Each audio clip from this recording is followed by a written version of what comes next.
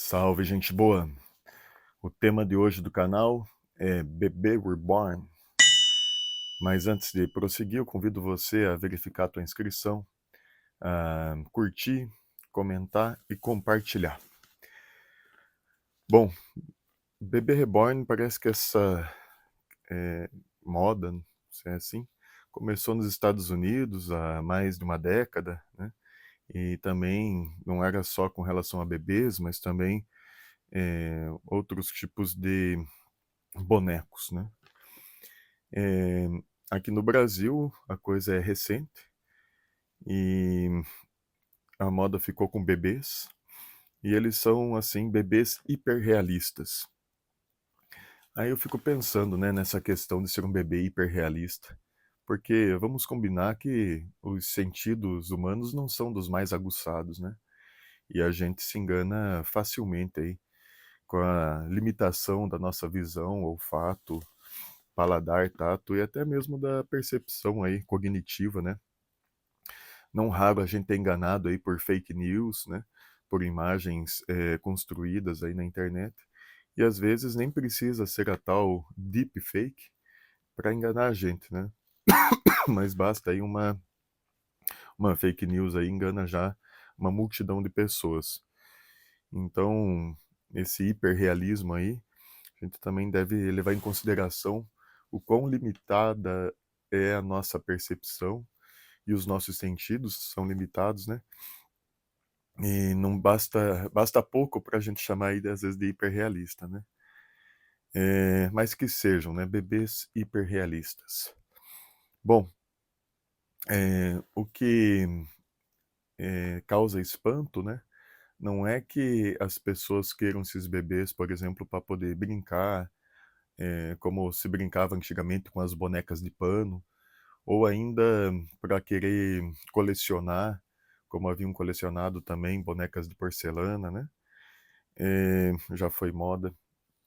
Mas a questão não está tanto no hiperrealismo do bebê em si, mas na reação hiperrealista de algumas pessoas, né, que querem, assim, que o boneco seja considerado um bebê de verdade, então querem levar o padre batizar o bebê reborn, né, ou querem requerer, afastamento no trabalho, como se fosse um afastamento pós-parto, pra cuidar do seu bebê reborn, né. Ou quem sabe ainda venham a solicitar alguma incubadora no hospital, para em vez de estar cuidando de um bebê de verdade, tá lá uma incubadora neonatal para um bebê reborn, né. Eh, então assim, se a questão fosse para além do uso lúdico, né, do bebê, ou mesmo para esse uso de colecionador, né, se fosse uma questão terapêutica, né, para de repente ajudar alguma pessoa a superar algum trauma, ou para despertar memórias em outras pessoas, por exemplo, que sofrem de Alzheimer, né. Se fosse um uso temporário, terapêutico, para reconduzir as pessoas à realidade, vá lá, né. Mas, pelo contrário, parece que tem sido usado para fugir da realidade, né. Não sei como que os manuais psiquiátricos entendem isso, mas parece algo adoecedor, né. Então, a gente vê, assim, que há uma esses bebês reborns, né, nele há uma ausência de alteridade, né, de buscar compreender o outro. O bebê não chora, né, o bebê não vai fazer esses pais acordarem de madrugada tantas e tantas vezes, né, por tantos e tantos dias e meses, e essa responsabilidade para a vida toda, né. Não há necessidade de alimentar o bebê, né, não há necessidade de vaciná-lo, né, de cuidar da sua higiene, quer dizer, é um bebê que não causa nenhum incômodo, né, que não exige nenhum sacrifício dos pais, de doar a si mesmo em favor, né, do outro. Então, até pensando assim, nos anos 90 tinha um chaveirinho, né, que eram os Tamaguchis, né, e você tinha que cuidar dele, alimentá-lo, sei lá o quê, senão o teu bichinho virtual, né, como era conhecido, bichinho virtual, ele morria, né. Então me parece que até esse chaveirinho Tamaguchi, exigia alguma ainda responsabilidade, alguma alteridade, algum esforço a mais, né. eh, algum incômodo, para cuidar, né. E esse não, esse bebê, reborn, né, ele ele acaba sendo assim, não é pura passividade, né. Hã, então me parece que o problema, né, são 2 aqui. Estaria assim na questão de ausência da alteridade, né, e também da ausência de uma chave, da ficção para a realidade, né. Então, comentamos aqui a questão da ausência da alteridade, né, um bebê que não chora, que é pura positividade, né, que não exige responsabilidade dos pais, mas também nessa questão da ficção, da ficção para a realidade, né. Por exemplo, nas brincadeiras infantis, é comum aquela expressão "agora eu era", né, até foi cantada aí pelo Chico Buarque, né, uma belíssima música, né, "Agora eu era o herói e o meu cavalo só falava inglês", né. Então, as crianças elas criam um espaço e um tempo, né, com regras próprias, restritas a um jogo ali de teatrinho, de simulação da realidade, né, mas, esse jogo acontece dentro, né, da realidade maior, sob o controle da realidade maior. Sabe-se que aquela brincadeira tem, uma temporalidade restrita, um espaço restrito, regras restritas, e que estão aí inseridas dentro da realidade, né. E há uma, assim, participação ativa das crianças ali, né, em simular o teatro. Já também a questão da ficção, semelhante às brincadeiras infantis, a gente tem também quando a gente assiste um filme, uma novela, ou lê um livro, né, de ficção, de literatura. Então, assim, a nossa capacidade simbólica humana, né, eh, a gente vai completando as informações que são propostas por essa ficção, né. Eh, não só no cinema, mas principalmente na literatura, né.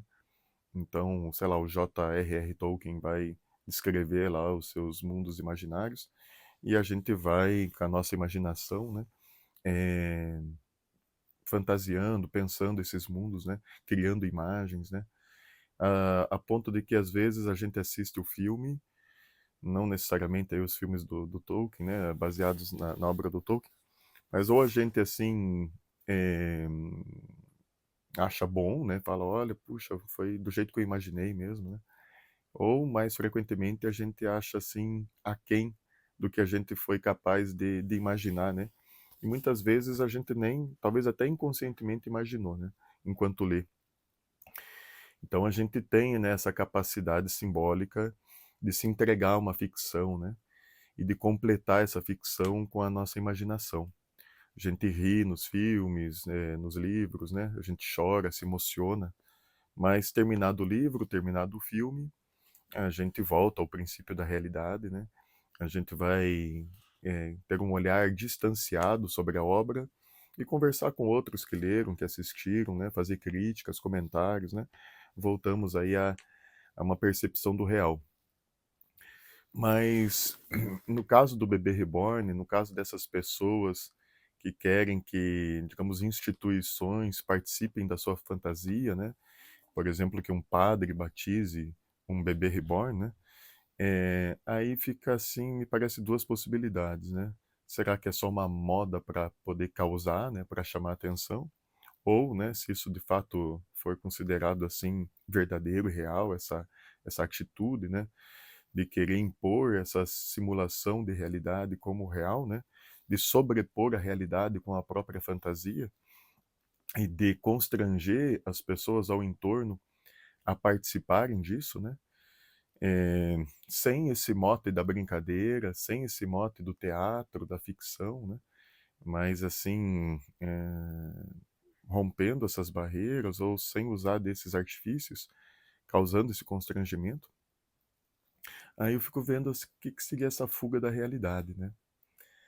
Eh, um bebê reborn, que não chora, que é pura positividade, né. Jesus, ele também vai falar de nascer de novo, né, ser reborn, nascer de novo.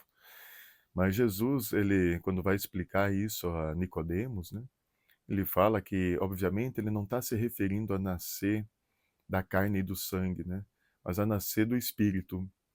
Você nascer de novo espiritualmente, com uma nova consciência, se afastando dos pecados e de seus vícios, e com uma abertura ao próximo, com perdão, com amor, né? Uma atitude renovada em relação ao próximo, né? Nascer de novo espiritualmente, com assim mais alteridade ainda em relação ao outro, né?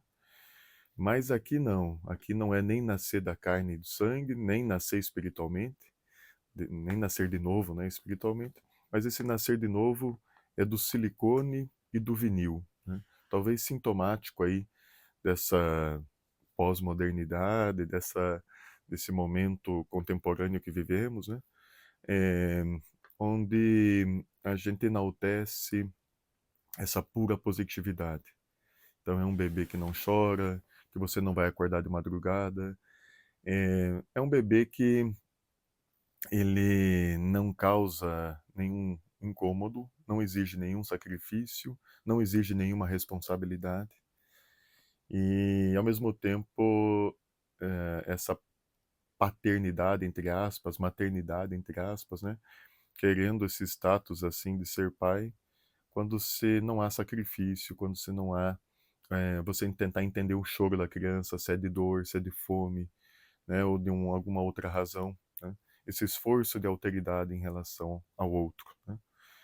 Então, me parece, né, tem aquela velha expressão de jogar água de banho com o bebê junto, né? Aqui não, aqui nem isso, né? Porque não há água de banho, porque o bebê não precisa de higiene, e na verdade não há bebê, né? Porque é um boneco. E parece que falar o óbvio, né, se tornou um tabu. Obrigado aí se você acompanha as reflexões até aqui e até o próximo vídeo. Tchau, tchau.